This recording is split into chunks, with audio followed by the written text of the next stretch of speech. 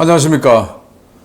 신의균의 쿠팡TV 데일리 디펜스입니다. 자, 오늘도 우크라이나 전황 그리고 지금 일촉즉발의 아마도 며칠 내로 전쟁이 발생할 것 같은 이 이스라엘 레바논 상황 그리고 그 외 각종 안보 상황 같이 살펴보도록 하겠습니다.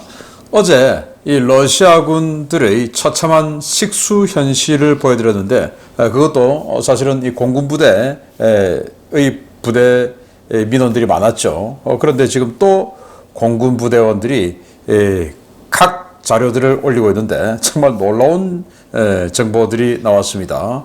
이렇게 공군 또는 해군을 이런 식으로 그냥 거의 믹서기에 갈아 넣듯이 넣어버리면 나중에 이런 그 기술병들은 양성하기가 힘들죠. 오래 걸립니다.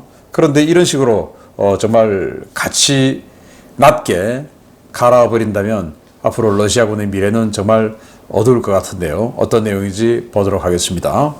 정보 브리핑 먼저 보겠습니다. FBI는 펜실베니아 저격 사건, 그러니까 트럼프 대통령 저격 사건 조사위에서 트럼프 대통령 이제 피해자 조사를 받아야 되니까 일정 조율 중이다. 그런데 왜 바쁜데 트럼프 대통령 부르냐 뭐 이러니까 이건 표준 프로토콜에 따른 거다. 이렇게 이야기를 했는데요. 뭐 맞습니다. 피해자 조사 받아야죠. 또 예를 들어 귀가 관통을 했는데 이게 관통이냐 아니면 케첩 바른 거냐 뭐 이런 의혹도 있지 않습니까? 그런 것도 다 이제 명명백백하게 밝혀줘야죠.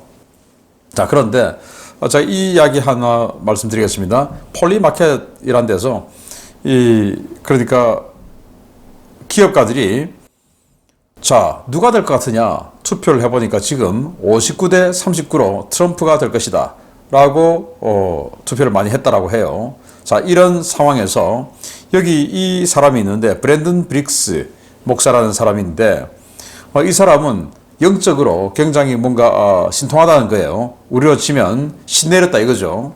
이 사람이 3월 15일 날 자기 유튜브 방송에서 한 내용인데요. 뭐라고 했냐?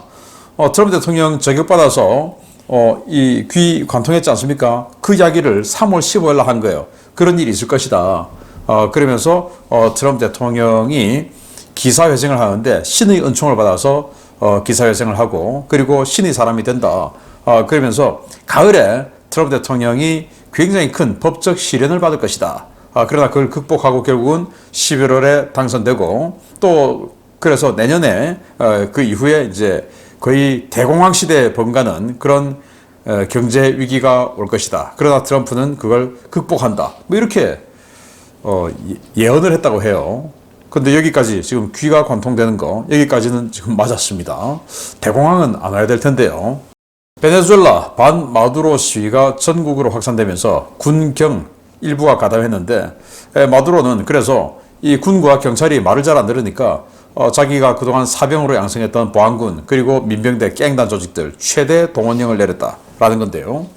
자, 여기 시위대들이 군부대 앞으로 가서 야 니들도 우리와 가담해 라고 하고 있는데 군인들은 그냥 바라만 보고 있습니다. 원래는 군인들에게 진압 명령을 내렸어요. 그런데 진압을 하지 않고 바라만 보고 있습니다. 이것만 해도 지금 군인들이 시위대를 무력으로 진압하는 것에 대해서 거부감을 가지고 있다. 또 군인들도 이 현재 이 부정선거 사태에 대해서 굉장히 문제의식을 갖고 있다. 이 말이 되겠죠. 정말 굉장히 큰 아주 큰 반향이 나타날 것 같은데 기대해 보도록 하겠습니다. 자, 브라질은 이 베네수엘라 상황이 이렇게 되니까 베네수엘라 비상사태에 대비해서 브라질은 국경에 병력을 증파했는데 난민 유입 사태를 준비한다라는 건데요. 만약에 마두로가 이 시위대들을 진압에 성공한다면 이 시위에 적극적으로 가담한 가담자들, 주동자들 이 베네수엘라 살 수가 없겠죠. 그러면은 난민으로서 대규모 브라질로 들어올 수 있다. 또 반대로 이 시위대들이 쿠데타에 성공한다면 지금 현재 이 마두로의 측근에 있던 사람들 또는 민병대, 깽단들 이런 사람들 또 베네수엘라 살 수 없겠죠. 또 그래서 누가 이기든지 간에 이 브라질 쪽으로 대규모로 난민들이 들어올 텐데 그 미리 준비한다라는 거고요. 자, 이스라엘군은 팔레스타인 포로를 학대한 혐의로 예비군 9명을 체포했는데 이것 때문에 민족주의 단체가 2개 군 기지를 점거하는 난동을 벌였다고 합니다. 자, 이 모습인데요. 왜 이 예비군들이 자기네들 할 일을 했는데 왜 체포하냐라고 하면서 민족주의 성향. 우리 언론에서 이걸 또 극우라고 하는데 극우하고는 달라요. 그냥 민족주의예요. 민족주의 성향의 이런 사람들이 달려가서 군부대를 점거했어요. 그리고 여기에는 군과 경찰도 일부 가담을 했다고 합니다. 그런 상황이다 보니까 할레비 총참모장이 군기지 점거 사태는 무정부 사태에 가깝다. 니들이 지금 이렇게 하면 오히려 적을 도와주는 거다. 그래서 우리 군 작전 수행이 어려워진다. 그러니 이러지 마라. 라고 해서 할레비가 이러니까 또 현장에 가서 이러니까 조금 잠잠해지고 있다고 합니다. 하마스는 이스라엘이 협상을 지연시키려 기존 휴전안을 다시 제시했다. 그리고 자기네들이 내놓은 휴전안 말고 이스라엘이 그동안 주장하던 휴전안을 다시 했다. 그러니까 바뀐 것 없다. 라고 성토를 했고요. 이스라엘 외교부와 국방부는 미국, 영국, 프랑스, 요르단, 무관당과 연수에 접촉을 했는데 결국 이제 전쟁을 언제쯤 시작할 것이다. 그런 것에 관한 논의를 했다라는 거 아니겠습니까? 그래서 대레바논 군사작전 협력을 논의한 것으로 보이고요. 자, 이러다 보니까 AP통신에서도 보도를 했는데 헤즈볼라는 이스라엘과 전면전 준비에 돌입했다. 그래서 헤즈볼라 최고 수뇌부도 이 헤즈볼라 군대의 이스라엘과의 전면전을 승인했다라는 거고, 그러다 보니까 헤즈볼라의 미사일 부대들이 자기네들의 병영을 나와서 주둔지 나와서 작전 진지로 이동 배치 중에 있다. 먼저 이제 선제 타격하려면은 미사일들, 로켓들 먼저 쏴야 되니까, 이래서 헤즈볼라도 전면전에 준비에 드디어 돌입했다라는 거고요. 아마도 정말 몇 시간 내 또는 며칠 내로 전쟁이 벌어질 것 같습니다. 프랑스 경찰은 올림픽 개막식 직전에 철도, 통신망 사보타주를 했던 극좌파 활동가들을 체포 구금했는데, 자, 이 철도의 사보타주하고 통신시설의 사보타주하고 프랑스에서 6개소의 사보타주가 일어났는데, 이들 다 잡고 보니까 안티파들, 그러니까 글로벌 극좌 단체들이죠. 이들이 저지른 소행이더라 라는 건데, 지금 뭐 우리 선수단들 프랑스에서 선전하고 있는데 모쪼록 별다른 사건 사고가 없기를 바랍니다. 미얀마 반군이 정부군 부대 공격을 해서 부대를 점거하고 무기 그리고 장비를 대량 노획했는데, 자, 이런 사진들이에요. 사진 하나하나씩 지금 뭐 몇 장 띄워드리겠는데, 탄약 엄청나게 지금 수거했죠. 그리고 총들, 뭐 또 총과 탄약, 뭐 이렇게 계속 많은 무장을 탈취를 하고 전과를 거뒀다라는 건데, 지금 현재 미얀마 정부군은 중국의 뒷배를 가지고 쿠데타를 한 세력들 아니겠습니까? 정말 뭐 미얀마 이 정치 제도 보면 참 기가 찬데요. 아무튼 거기에 반한 이 반군단체인데, 수십 개 반군단체 중에 한 단체가 지금 북부 지역에서 이렇게 전과를 거두고 있다라는 거고요. 뭐 선전하기를 바랍니다. 자, 우크라이나 상황 보겠습니다. 병력은 1060명의 러시아군을 사상시켰다라고 발표했고, 오늘 오래간만에 전차 장갑차 같은 기기와 장비 전과가 많아요. 전차는 25대 격파, 장갑차 38대 격파, 차량 53대 격파, 특수장비 6대 격파. 이렇게 전차 장갑차는 많은데 또 포병 손실은 또 러시아가 좀 적네요. 야포는 38문 격파, 다른장 로켓 1문 격파, 무인 항공기 27대 격추 등의 전과가 있다라고 밝혔고, 우크라이나 총참모부는 총 149회의 전투가 발생했는데 적의 장비와 병력을 소진 중에 있다. 제가 어제 말씀드렸죠. 소진 중에 있다. 이 말은 조금 밀리고 있다. 이 말로 저는 해석을 하고 싶다라고 말씀을 드렸는데 조금 밀리고 있는 것 같아요. 왜냐하면 러시아군이 이런 식으로 어마어마한 피해를 보면서도 계속 밀어붙이니까 조금씩 뒤로 밀릴 수밖에 없는 이런 상황인 것 같기는 합니다. 그러나 그게 뭐 전과의 이 전황 전체에 큰 영향을 미칠 정도로 쑥쑥 밀리는 이런 건 아니고요. 그냥 엄청난 희생을 각오하고 밀어붙이니 우리는 희생을 좀 저런 정도 희생을 각오할 수가 없으니 조금 그래 물러나자, 또 물러나면서 또 쏘고 물러나면서 또 쏘고 이런 상황인 것 같아요. 그러면서 전 전선에서 그 유일하게 오히려 밀어붙이고 있는 전선이 하르키우 전선이죠. 젤렌스키 대통령이 하르키우 전선의 전방 지휘소를 시찰했는데 뭐 훈장 주고 등등 장병을 격려했어요. 국방부 장관 그리고 총사령관 다 같이 갔죠. 자, 이렇게 해서 현황 브리핑 받고 훈장도 주고 뭐 격려도 하고 이런 행사를 했습니다.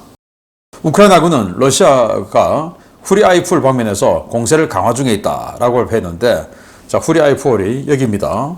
여기 굉장히 많은 뭔가가 있죠. 여기가 바로 로보틴의 전선입니다. 그리고 여기 또 뭐 많은 데가 있죠. 여기가 벨리카 노보실카 전선이에요. 자포리자입니다. 그 사이에 별로 밀집도가 없는 이곳에 그냥 우크라이나 같은 경우는 영토 방위군 대대 몇 개가 지키고 있는 이곳에 러시아군이 두 번의 대공세를 했다. 그런데 두 번 다 박살을 내버렸다.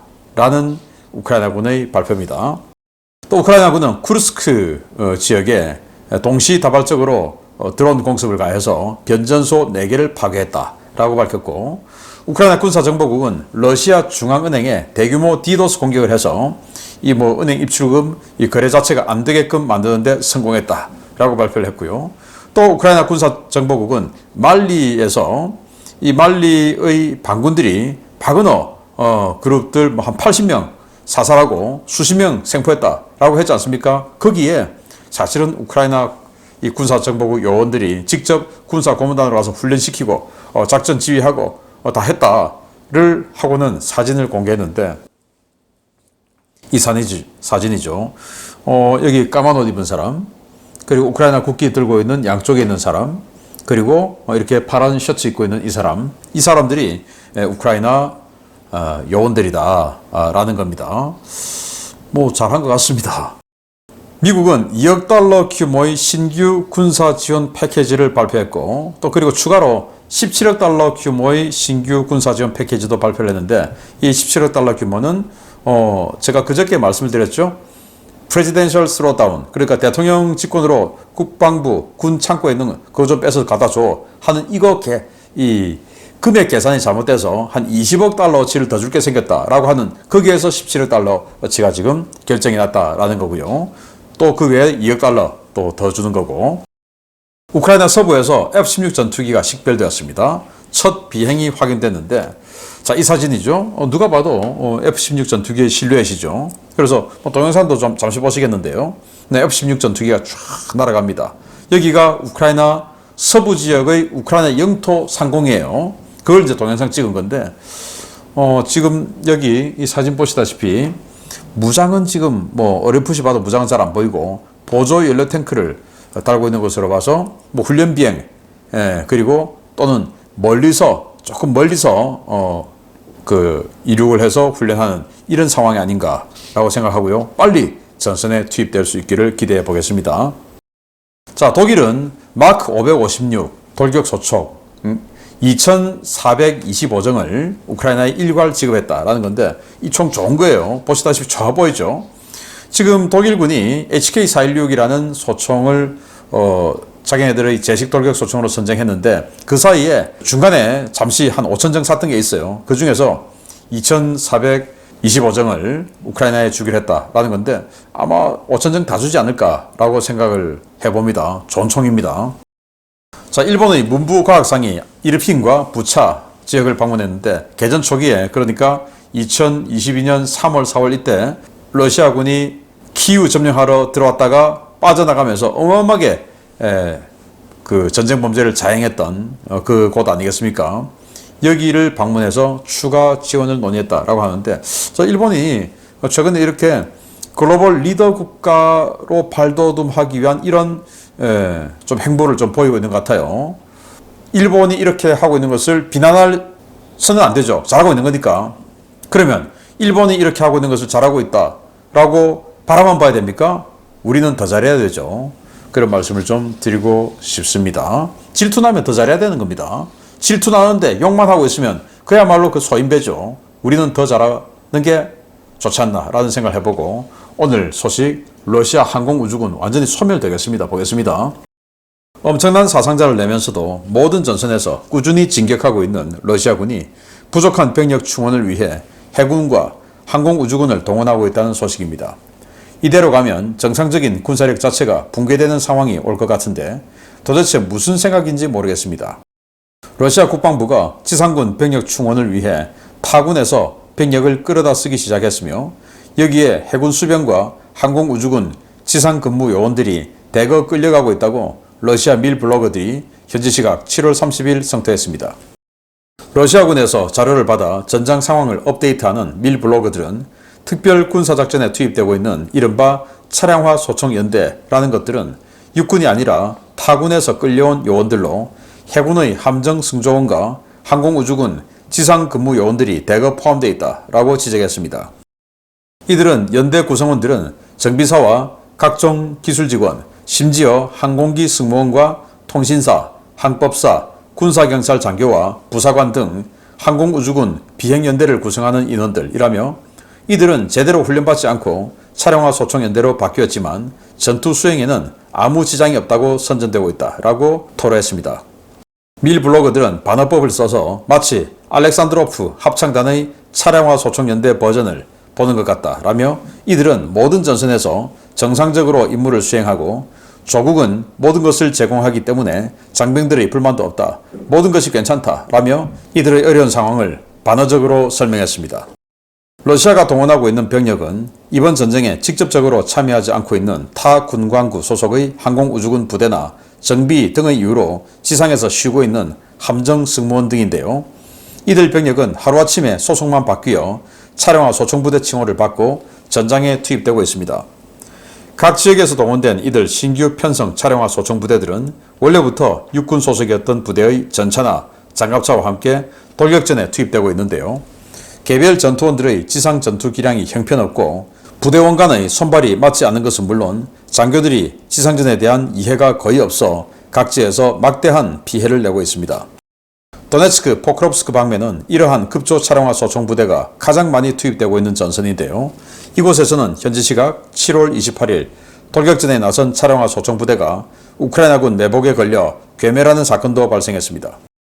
기존 육군은 물론 타군 병력까지 지상 전투부대로 전용해 무차별 투입하는 것은 러시아가 얼마나 많은 병력 피해를 내든 계속 진격하겠다는 무서운 의지를 갖고 있다는 것을 의미하는데요. 러시아군 장병들 이제라도 총구를 돌려 이 전쟁을 끝내고 목숨을 부지하는 현명한 선택을 하기 바랍니다. 네, 러시아 항공우주군, 우리로 치면 공군이죠. 이 러시아 항공우주군에 이런 식으로 무장사, 정비사 이런 사람들 많죠. 이런 사람들을 극동군강구, 시베리아 지역, 중앙아시아 지역 이런 데 있는 기지들에 있는 이 병력들을 모조리 잡아 끌고 와서 전선에 투입한다는 겁니다. 해군도 마찬가지로 함정이 한 6개월 정도 작전하고 나면 부대로 기지로 입항을 해서 수리하죠. 수리 한두 달 하고 그때는 우리 해군도 다 그래요. 그리고 이제 육상 근무를 하고 훈련도 하고 정비도 하고 하는데 그런 장병들 다 잡아서 전선에 투입해버린다라는 겁니다. 이게 말해야 되는 겁니까? 그래서 여기 키릴 문자로 있는데 위에가 차량화 소총 연대라는 거고 아래가 항공우주군이라는 말이에요. 그래서 이 홍보 영상 이게 이제 스타트하는 건데 그래서 우리 잘하고 있다 이렇게 홍보 영상에서는 이야기하고 있어요. 근데 잘하고 있는 걸까요? 잘하지 못해요. 잘할 수가 없어요. 아니 훈련을 이 정비사들, 무장사들이 무슨 훈련을 얼마나 받았길래 잘하겠습니까? 잘할 수가 없죠. 자, 그런데 여기 포크롭스크 방면인데 여기 지금 X자에 또 중앙에서 세로를 하나 끈 거, 이 마크들이 전부 차량화 소총 연대 마크인데 어마어마하게 많죠. 그리고 또 여기 있는 이거는 단 모양이 있습니다. 그래서 이게 해병육전대냐 보니까 그게 아니고 해군 차량화 소총 연대입니다. 함정 승무원들 데리고 와서 지금 하고 있는 겁니다. 이런 식으로 이 포크롭스크 방면에 어마어마하게 많은 차량화 소총 연대들이 공군에서 데리고 온 무장사들, 정비사들, 헌병들 이런 사람들인 거예요. 그리고는 육군 기존 육군 부대의 전차, 장갑차 몇 대 붙여주고 그리고는 이들 돌격해 라고 하는 건데 이런 사람들 한번 양성하려고 하면 몇 년씩 걸리죠. 그런 몇 년씩 걸리는 이 전문 기술군을 이런 식으로 무가치하게, 그러니까 돌격하는 보병 부대가 무가치하다는 게 아니라 자기가 잘할 수 있는 걸 하지 않고 아무 이 기량이 없는 것을 그냥 하라고 하는 것은 무가치한 것이죠. 그런 식으로 날려보내고 있는데, 자, 제가 동영상 하나 보여드리겠는데요. 러시아군이 얼마나 바보처럼 싸우고 있는가. 자, 오래간만에 기계화 부대들, 전차, 장갑차들이 지금 뭐 중대급으로 쫙 내려옵니다. 보이죠? 그런데 여기가 마을 입구 로타리 부근이다 보니까 화력 계획이 선정되어 있었나 봅니다. 그냥 때려버리죠. 그래서 한 대가 파괴됐어요. 한 대 파괴되면 어떻게 됩니까? 전부 산계해야 되죠. 그런데 앞으로 갔던 1호차, 2호차가 다시 돌아와요. 돌아와서 또 터집니다. 그게 화력 계획되어 있는데 다시 돌아오면 됩니까? 숲으로 들어가든지 아니면 갈라지든지, 그래서 크게 우회해서 다시 후퇴를 하든지 아니면 빠른 속도로 돌격을 하든지 이렇게 해야 되는데, 그냥 야 무슨 일이야 하고 다시 돌아가서 또 맞습니다. 그리고 그 전에 보셨듯이 차량에 타고 있던 승무원들 다 도망가 버렸어요. 뭐 공군 출신 부대원들이니까 다 도망가 버리죠. 뭐 배운 적이 없으니까. 자, 이런 식으로 정말 이게 무슨 전술이냐. 제가 기계화 부대 출신도 아니고 그런데도 불구하고 너무나 상식적으로 포격이 떨어지면 야, 이 화력 계획 설정된 곳이구나, 빨리 흩어지자, 이렇게 돼야 되는데 어디 지금 맞은데 다시 가서 너 무슨 일인데 하고 지금 물으러 갑니까? 그래서 맞고 또 터지고. 이게 러시아군의 현실이다 라는. 자, 그러면 이제 공군 이렇게 다 갈아 넣어버리면 앞으로 뭐 유럽 침공한다 그러는데, 제가 봤을 때 이런 식으로 가면은 유럽 침공 좀 오래 걸릴 것 같습니다. 뭐 기술병들 제일 중요한 사람들인데 이 사람들을 이렇게 어이없이 갈아 넣고 있는 러시아군의 상황, 오늘도 알려드렸습니다. 마치겠습니다. 감사합니다.